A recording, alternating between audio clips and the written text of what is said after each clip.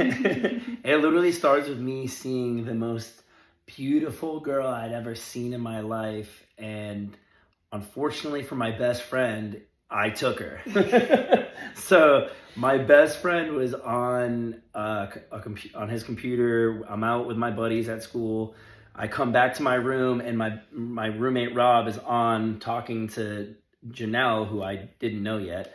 I come over and I look at his computer screen. Wait, but also, you didn't say the website. Well, all right. So he's on a site that some of you may know, most of you may know, but some of you might not, called Chat Roulette or Omegle. Yes, that site, the one, with the dudes and yeah. So that site, she's on it. I have no idea what she's doing on it, by the way. I was on it with one of my friends in college, and that was like the cool thing to do. Because if you know anything about Chat Roulette, you click next and you're brought to anybody in the world. And you have no idea, like there's no username, there's no information about them. You don't know what state or country they live in. So the fact that she stopped on my roommate was kind of happenstance. She just stops on him, she's talking to him, and I steal the computer from him, and I look at her and I'm like, oh my God, this is the most beautiful girl in the world. So I literally go, give me your Skype right now. Give me your Skype. And I'm like, do not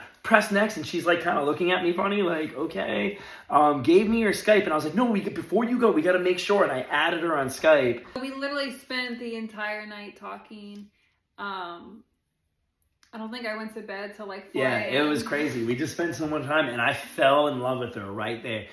So I tell her, I find out she's from Florida. She lives in Tampa, and my family had a house in Fort Myers. So I lie to her and say, hey, it just so happens we're going to spring break in a couple weeks, and we're going to Fort Myers. And my buddies are like, no, we're not. And I'm like, yeah, we are. So we all book our flights the next day. We head down to Fort Myers, and she drives 2.5 hours with her friend Marilyn, and they come down, and that was when we first met in person. 2 months later. 2 months after talking every night, and basically me already being head over heels in love with her. And I didn't want to let her know that I was in love with her, so I had to play it cool, but I definitely wasn't playing it cool. I wanted to be with her all the time. I think we would fall asleep on the phone.